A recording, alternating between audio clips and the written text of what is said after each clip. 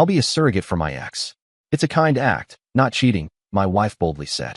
When she got pregnant without my consent, I secretly filed for divorce, froze our accounts, and watched her life fall apart. Well, I've made a decision, Gia said, twirling pasta onto her fork with that carefree confidence she'd always had. I'm going to be a surrogate for Gadwin and Melissa. They've been trying for years, and they just can't have children. I carefully set my water glass down on the table, the ice cubes clinking against the sides. We had been married for 6 years and together for 8. I thought I knew this woman. Gadwin, I said. Your ex Gadwin. Yes, they're desperate. James, Melissa has some condition. I don't remember the medical term, but she can't carry a pregnancy. And Gadwin has always wanted to have children. I can help them. And when did you decide this? I ran into them at Whole Foods last week. We went for coffee and caught up. They told me everything they've been through, all the failed attempts, the heartbreak. I just felt like I had to do something. I looked at my wife of 6 years. I really looked at her. Gia was beautiful. Everyone said so. Blonde hair, always perfectly styled. Green eyes that sparkled when she laughed. A smile that could light up a room. She worked as a marketing coordinator at a tech startup. She made decent money. She had a good life. Our life. You offered to carry your ex-boyfriend's baby. I said slowly, making sure I had understood correctly. It's not like that. It's a medical, clinical thing. They do an in vitro fertilization, use their embryo, and I would just be the carrier. It's completely normal. People do it all the time. Normal people, not wives who don't consult their husbands first. Gia's smile faltered slightly. I'm consulting you now. No, you're informing me. There's a difference. James, come on. I thought you would support me. This is a beautiful thing. I'm helping people I care about create a family. People you care about? You haven't mentioned Gadwin in years. Now suddenly you're willing to spend 9 months pregnant with his child. It's not his child, it's his and Melissa's child. I'm just the oven. The way she said it. So casual, so dismissive. It told me everything I needed to know about how much she had really thought about this. How much she had considered me, our marriage, our future. What did Gadwin say when you offered? I asked. He was surprised at first, but then he was so grateful, so emotional. He actually started to cry. He said I was an angel. Melissa cried too. They've wanted this for so long. I imagine they would be grateful. A free surrogacy from an ex-girlfriend. That saves them what? $60,000 at a minimum. Gia's face hardened. It's not about that. You didn't discuss compensation. No. I don't want their money. I want to help them. Gia, professional surrogates get paid because it's physically demanding, risky, and life-changing. You're giving that away to your ex. You make it sound sordid. It's not. It's generous. It's insane. She put down her fork. Her eyes were flashing. I knew you would react like this. I knew you wouldn't understand. Understand? That my wife wants to carry her ex-boyfriend's baby without asking me first? You're right. I don't understand that. I'm asking you now. You already made the decision. You said so yourself. You're just looking for my blessing after the fact. Gia. She grabbed her purse and stood up from the table. I thought you would support me. I thought you would see this for the good thing it is, but clearly you're too insecure and jealous to understand it. She walked out of the restaurant, leaving me sitting there with 2 plates of pasta and a bread basket. The waiter approached cautiously. Everything okay, sir? Just to check, please, I said. I sat for another 10 minutes, mechanically eating my pasta, thinking about what had just happened. My wife had decided, without consulting me, to become a surrogate for her ex-boyfriend. She expected me to smile and support her. She thought it was a reasonable thing. She was wrong. By the time I paid the bill and walked to my car, I knew exactly what I had to do. I didn't go home that night. I drove to my brother's house in Bellevue, showing up on his doorstep at 9 p.m. with a 12-pack of beer and a story that left him speechless. She what? Kel said, opening his 3rd beer. We were sitting in his garage, which he had converted into a man cave after his own divorce 2 years ago. He understood the value of space. She offered to be a surrogate for Gadwin Matthews, her ex from college. The baseball player, the guy she dated for like 3 years. The very one. Kel shook his head. James, that's insane. She didn't ask you first. She informed me over pasta, like she was telling me she had joined a book club. What are you going to do? I took a long pull from my beer. I'm going to let her do it. What? I'm going to tell her it's fine, that I support her, that I understand she's just helping out old friends. Why would you do that? Because if I object, I'm the bad guy. I'm the insecure husband who won't let his wife do a good deed. She'll resent me. Her friends will take her side.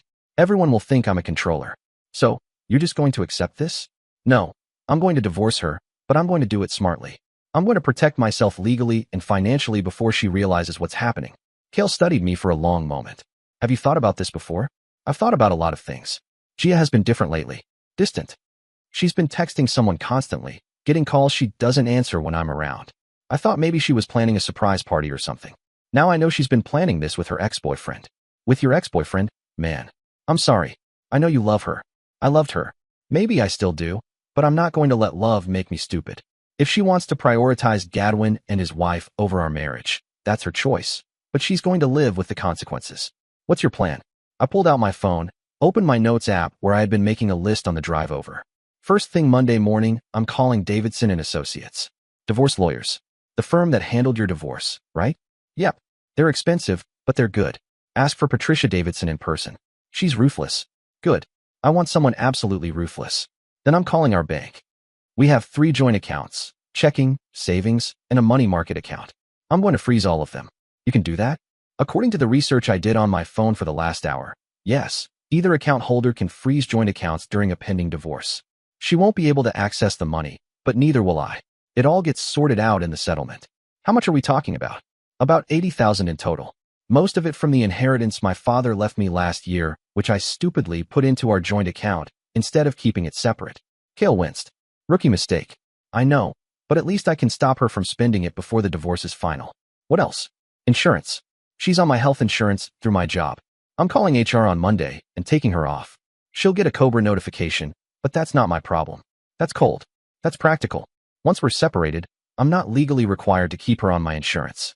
And since she's about to undergo a voluntary medical procedure that will cost thousands in prenatal care, I'm not going to subsidize it. The surrogacy. Let Gadwin and Melissa pay for it. They're the ones getting the baby. Cale raised his beer. I have to say, I didn't think you had this in you. You've always been the nice guy, the conflict avoider. Nice guy is over. Being nice got me a wife who thinks she can carry her ex's baby with no consequences. When are you going to tell her? I'm not. I'm going to file for divorce, freeze the accounts, cancel the insurance, and let her figure it out for herself. That's brutal, man. She made her choice. I'm making mine. I spent the night on Cale's couch, ignoring the 17 text messages and 4 calls from Gia. Around midnight, she sent a final text. I'm sorry how I handled this. Can we please talk when you get home? I didn't reply. Monday morning, I took a personal day from work. I was a senior accountant at a mid-sized firm in Seattle, and I had plenty of paid time off saved up. My boss didn't ask questions when I called in. By 8 a.m., I was sitting in Patricia Davidson's office in downtown Seattle, going over the details of my marriage. 6 years married, no children, no shared property. Patricia said, reviewing the notes she'd taken. Correct, we rent an apartment. My car is in my name. Hers is in hers. No joint assets, except for the bank accounts. And you want to file for divorce on the grounds of irreconcilable differences. Yes, you mentioned your wife plans to become a surrogate for another couple. Is there any suggestion of infidelity? Not physically, but emotionally. I don't know. The whole situation feels wrong. She's putting her ex-boyfriend's needs ahead of our marriage. Patricia nodded. Washington is a no-fault state, so we don't need to prove anything. But the surrogacy situation is unusual. Has she signed any contracts yet? Not that I'm aware of. She only told me 3 days ago. Good. Here's what's going to happen. We're going to file for divorce today. I'll have the papers drawn up within the hour. We'll serve her at her job. You have her work address. I do. Perfect. Service at work is legal and often more effective. It will catch her off guard, which is what we want.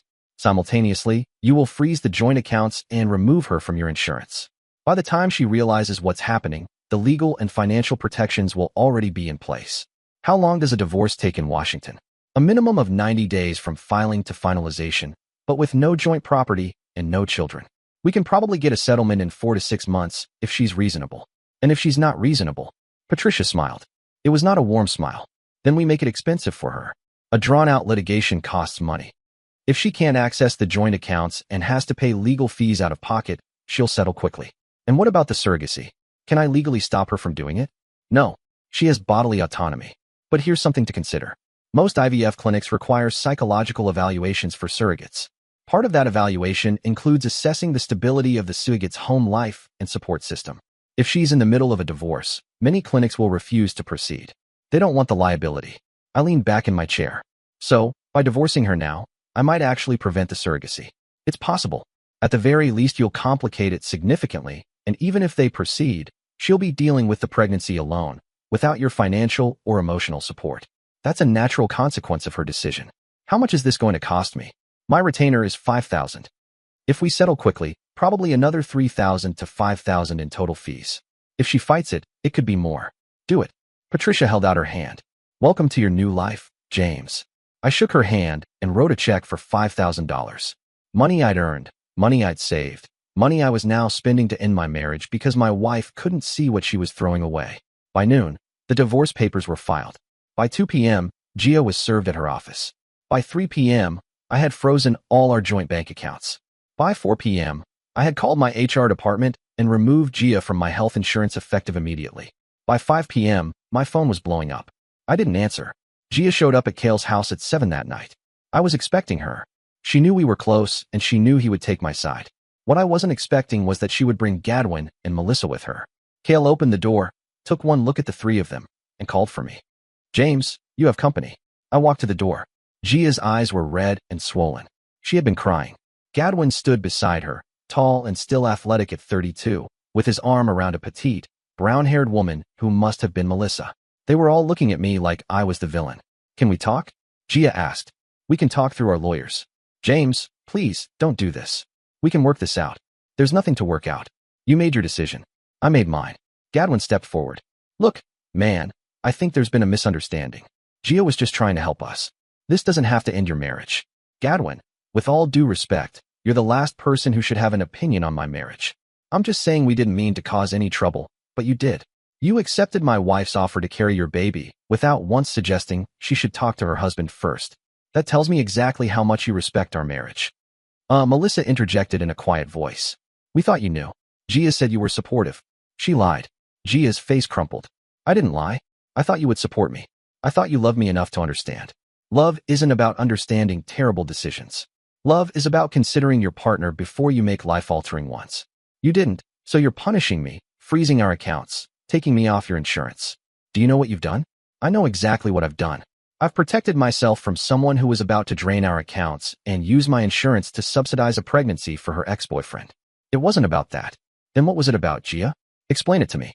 Make me understand why carrying Gadwin's baby was more important than our marriage." She opened her mouth, closed it, looked at Gadwin, then back at me. "I just wanted to help. At my expense. You wanted to feel like a hero, and you didn't care who paid the price." "The embryo transfer is scheduled for Wednesday," she said in a quiet voice. "In 2 days, we've already paid the clinic $10,000. If I back out now, we lose everything. Then I guess you have a decision to make." Gadwin put his hand on Gia's shoulder. "We don't have to do this, Gia. We can find another surrogate. We can try adoption. Don't blow up your marriage over this." But I could see it in her eyes. She had already decided the embryo transfer was happening. She was going through with it, divorce or no divorce. "I'm not the one blowing up the marriage," Gia said, looking at me. "You are. You're ending this over something that has nothing to do with us." "It has everything to do with us. You chose them over me. I didn't choose anyone over anyone. I can help them and still be married to you." "Not anymore. You made sure of that when you didn't ask me first." I stepped back and closed the door. Through the wood, I could hear Gia crying. I could hear Gadwin murmuring something comforting. I could hear Melissa apologizing. Then I heard them leave.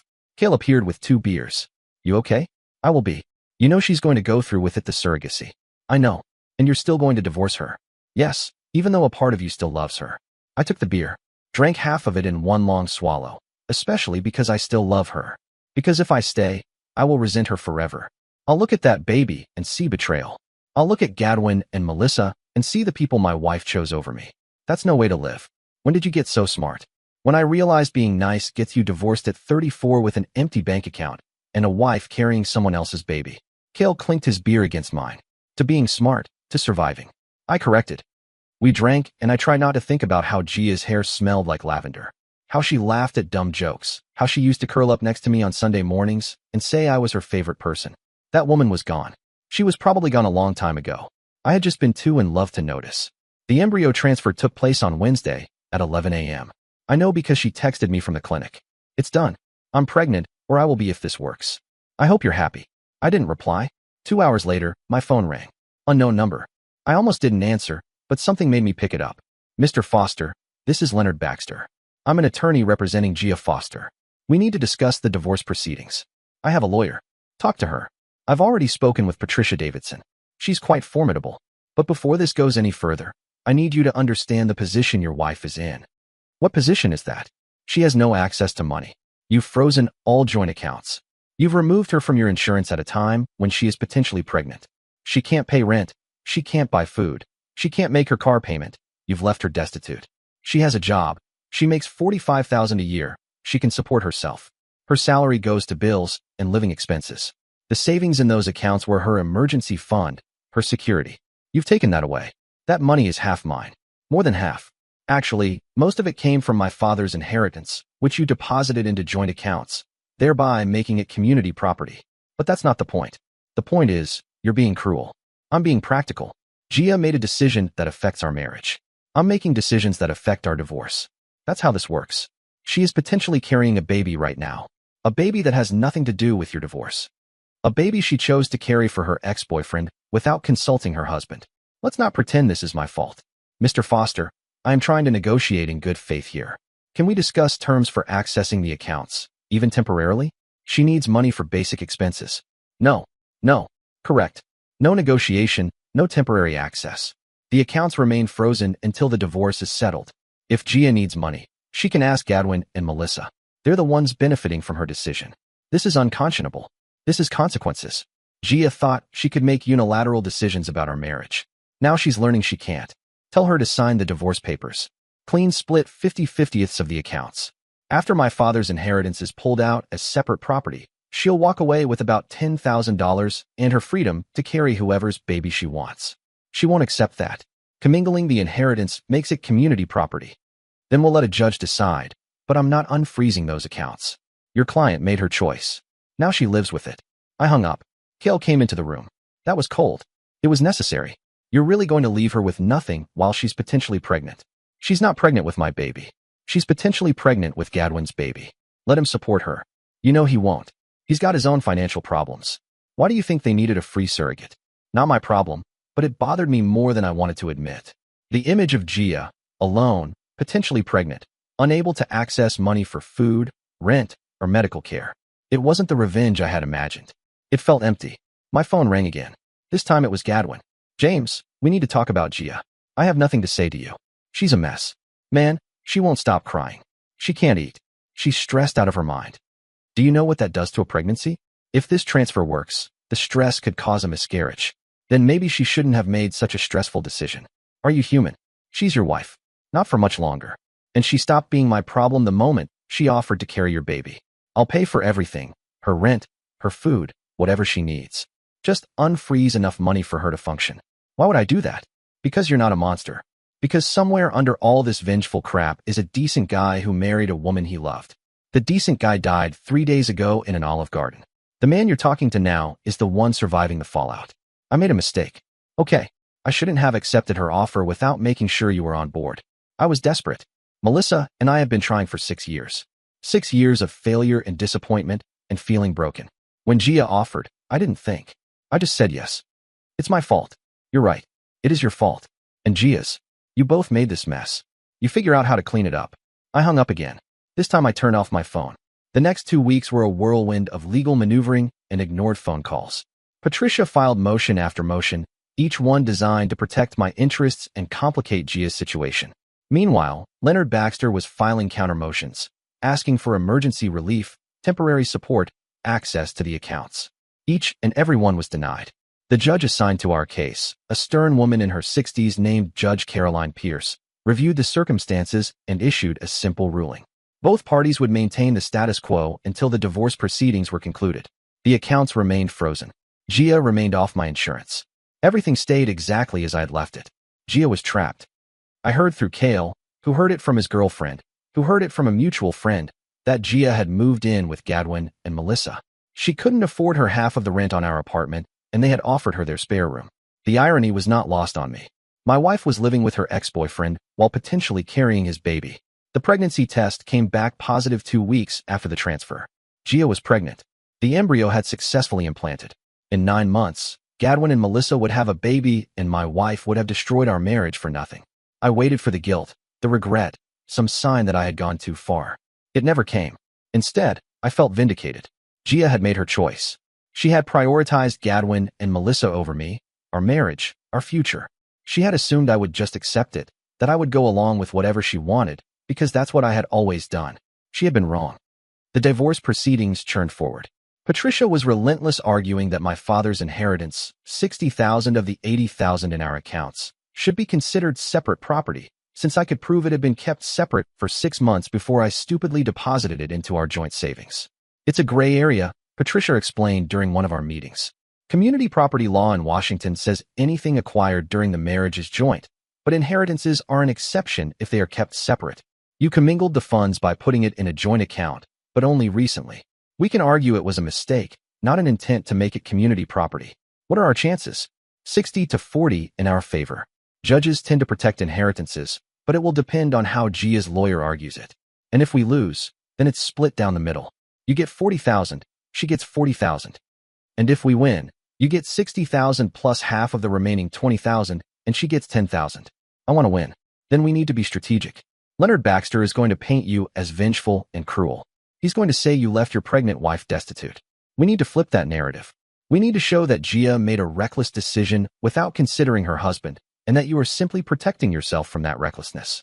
How do we do that? We'll depose Gadwin and Melissa. We'll put them on the stand and ask them about the surrogacy agreement. We'll make it clear this wasn't a spur-of-the-moment decision by Gia. It was something she discussed with them multiple times without ever once mentioning her husband. We'll show a pattern of deception. Will it work? It will work if they tell the truth, and they will because lying under oath is perjury. The depositions were scheduled for 6 weeks after I filed for divorce. I attended Gia's deposition sitting in Patricia's conference room, watching my soon-to-be ex-wife answer questions under oath. She looked terrible. The pregnancy was already showing. She was nearly 8 weeks along, and the hormones combined with the stress had taken their toll. Her face was puffy, her eyes were sunken, her hands shook as she signed the oath papers. Mrs. Foster, Patricia began, when did you first discuss becoming a surrogate with Gadwin Matthews and Melissa Matthews about a month ago, and did you discuss this with your husband before you offered to be their surrogate? No, why not? I didn't think it was necessary. It was my body, my decision. Your body, your decision. Interesting. Did you consider how this decision would affect your marriage? I thought my husband would be supportive. Based on what had he ever expressed support for surrogacy? We had never discussed it. So you made an assumption, and based on that assumption you offered to carry another man's baby, your ex-boyfriend's baby, specifically, without consulting your husband. It sounds worse when you say it like that. How would you say it, Mrs. Foster? Gia's lawyer objected. Argumentative. Patricia smiled. I'll rephrase. Mrs. Foster, how would you describe your decision to become a surrogate? I was helping people I cared about. That's all. People you cared about more than your husband. That's not fair. Please answer the question. No, I didn't care about them more than James. I just wanted to help them. At what cost? Your marriage, your financial security, your husband's trust. I didn't think those things would happen. Why not? Because I didn't think James would be so cruel. Patricia leaned forward. Cruel. Your husband protected himself legally and financially after you made a unilateral, life-altering decision. That's not cruelty, it's self-preservation. Can you really blame him? Gia started to cry. Her lawyer called for a break. I sat there watching my wife fall apart and felt nothing but tired. Gadwin's and Melissa's depositions were scheduled for the following week. I didn't attend. Patricia said it would be better if I wasn't there, but she recorded everything and sent me the transcripts. Gadwin's testimony was enlightening. Mr. Matthews, when Gia Foster offered to be your surrogate, what was your first thought? I was shocked and grateful. We'd been trying for a baby for years and nothing was working. Gia's offer felt like a miracle. Did you ask if her husband knew about the offer? No, why not? I assumed she had discussed it with him. Gia and James have been married for years. I assumed they talked about major decisions, but you didn't verify. You never once spoke to James Foster about the surrogacy arrangement. Not until after everything blew up. So you accepted your ex-girlfriend's offer to carry your baby without once confirming that her husband was on board. I wasn't thinking. Clearly, Mr. Matthews. You weren't thinking. Did Gia ever mention any concerns about her marriage? No. She seemed happy. And yet, within days of her offering to be your surrogate, her husband filed for divorce. Does that sound like a happy marriage to you? Gadwin's lawyer objected. Patricia moved on. Melissa's testimony was even more damning. Mrs. Matthews, did you have any concerns about Gia's offer to be your surrogate? At first, yes. I thought it was strange that she offered so quickly. We had just reconnected with her, and suddenly she's offering to carry our baby. What changed your mind? Gadwin convinced me. He said Gia was just generous, that she had always been that way. Did you ever suggest that Gia should discuss this with her husband? Yes. I actually told her she should make sure James was okay with it. And what did she say? She said James would understand, that he always supported her decisions. You believed her. I wanted to believe her, but looking back I think she was lying to us and to herself. Why do you say that? Because if James was really supportive, he wouldn't have filed for divorce. It was the most honest thing anyone had said in the whole process. The judge reviewed the depositions and scheduled a settlement conference for 3 months after the initial filing. Both parties were required to attend with their lawyers. I walked into the courthouse on a cold November morning, 3 months after that disastrous dinner at Olive Garden, and saw Gia for the first time in weeks. She was visibly pregnant about 4 months along. Her belly had that distinct roundness you couldn't hide. She wore a loose-fitting dress and flat shoes, her hair pulled back in a simple ponytail. She looked exhausted. Gadwin and Melissa were not with her. She was alone, except for her lawyer. We sat in a conference room with Judge Pierce presiding. The judge looked over our file with a critical eye. "This is a mess," she said finally. "Mr. Foster, you've frozen your wife's access to marital funds during a pregnancy. Mrs. Foster, you agreed to become a surrogate without consulting your husband. You have both made terrible decisions. Now I am going to make some decisions for you." She looked at Gia first. "Mrs. Foster, the surrogacy agreement is irrelevant to these proceedings. You have bodily autonomy, and your husband cannot stop you from being a surrogate. However, your decision to pursue the surrogacy without spousal consultation shows a fundamental lack of respect for your marriage." "That is noted." Then she looked at me. "Mr. Foster, freezing all marital assets without providing any alternative support for your wife during a pregnancy, regardless of whose baby it is vengeful. You had other options. You chose the harshest one. That is also noted. Now here is what is going to happen. Your father's inheritance will be deemed separate property. You will receive $60,000. The remaining $20,000 in the joint accounts will be split equally. Mrs. Foster gets $10,000. That is your settlement." Gia's lawyers started to object. Judge Pierce held up a hand. "I'm not finished. Mrs. Foster, you will receive $10,000 and whatever personal property you brought into the marriage. Mr. Foster, you will receive your inheritance, your half of the joint accounts, and your personal property. You will both retain your respective vehicles. This marriage is dissolved effective immediately. Do you have any questions?" "That's not fair," Gia said. "I'm entitled to half of everything. You are entitled to what the law says you are entitled to. Your husband successfully argued that his inheritance should be separate property. I agree with him. The remaining joint assets are split equally. If you wish to appeal, you are welcome to, but I will warn you that appeals are expensive and rarely successful." Gia looked at her lawyer, who gave a slight shake of his head. She had already spent thousands on legal fees. She didn't have the money for an appeal. "I'll sign," she said quietly. We signed the papers right there in the conference room. Judge Pierce witnessed it and stamped it. Just like that. After 6 years of marriage, it was over. Gia stood up to leave, paused and looked at me. "Was it worth it destroying everything we had over this?" "You destroyed it," I said. "I just refused to go down with the ship. I was trying to do something good. You were trying to feel important. There's a difference." She left without another word. Patricia shook my hand. "Congratulations. You're a free man. Why doesn't it feel like a victory?" "Because a divorce never feels like a victory. But you protected yourself. That's all you can do." The money hit my account 2 weeks later. $60,000 from the inheritance, plus my $10,000 share of the joint accounts. $70,000 more money than I had had since my father died. I used $20,000 to pay Patricia's legal fees. Another $10,000 went to Cale as back rent for the months I'd been living with him. The remaining $40,000 went into a new, separate, protected, my own savings account. I moved into a 1-bedroom apartment in Capitol Hill. I started dating again.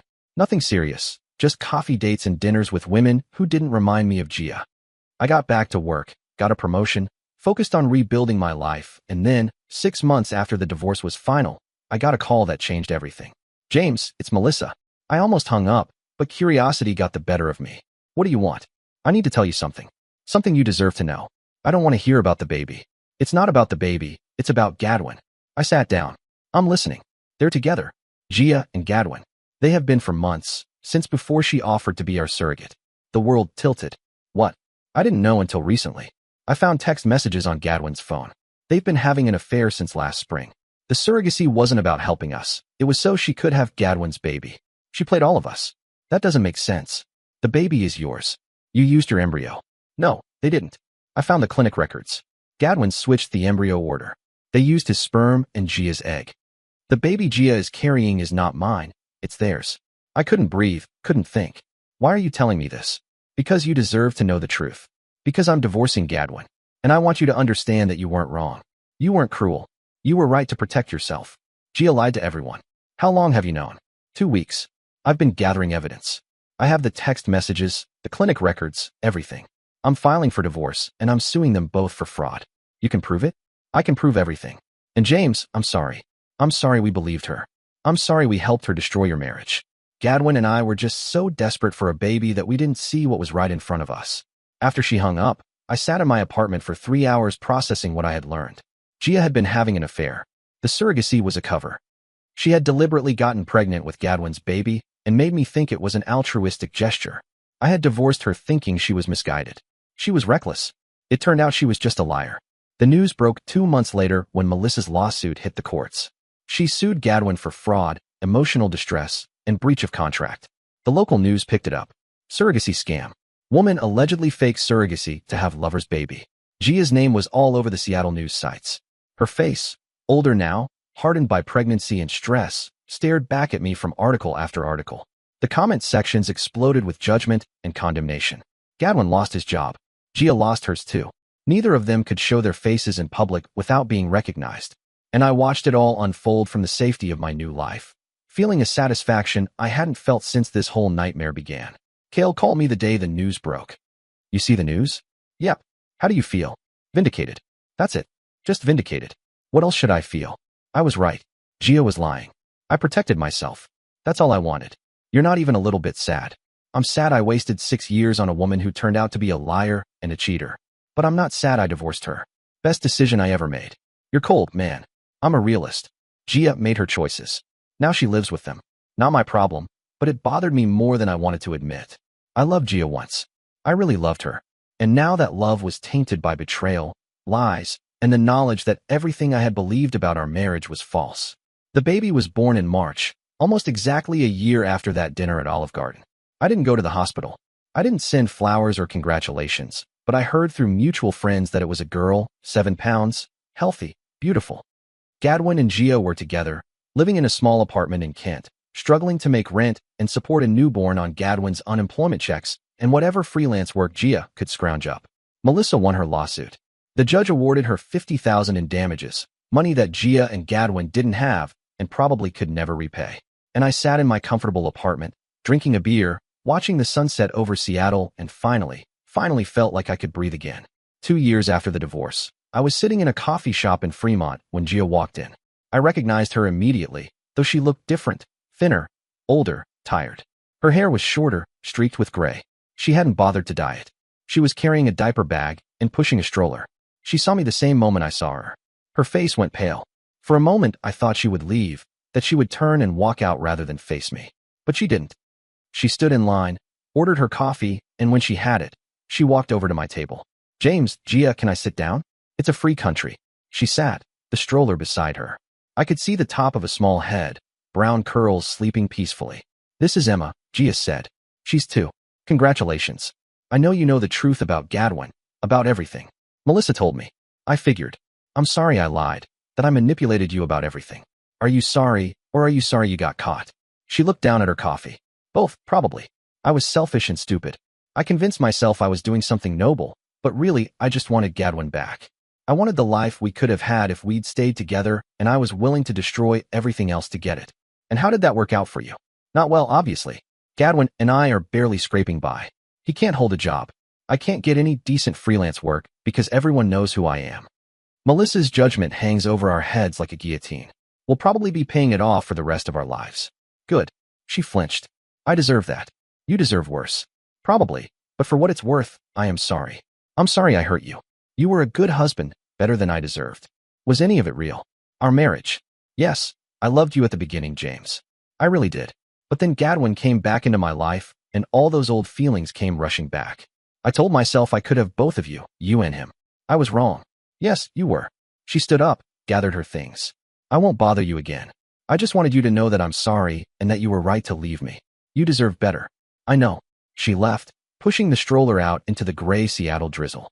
I sat for a long time finishing my coffee, thinking about everything that had happened, the betrayal, the divorce, the revelations, the revenge, and I realized something. I wasn't angry anymore. I wasn't hurt. I felt nothing but relief that I had gotten out when I did. Gia had made her choices. Gadwin had made his. They had built a life together on a foundation of lies and betrayal, and now they were living with the consequences. I was free. Free to build a new life. Free to find someone who would actually respect me. Free to be happy. That was the real revenge. Not the frozen accounts, or the divorce, or the vindication. The real revenge was moving on and building something better, while they struggled in the mess they had created. I finished my coffee, stood up, and walked out into the rain. I had plans for dinner with a woman named Rebecca, a kindergarten teacher, kind, funny, honest, someone who communicated, someone who respected boundaries, someone who was everything Gia was not. I smiled as I walked to my car. Life was good. Life was finally, genuinely good. And Gia could live with her choices.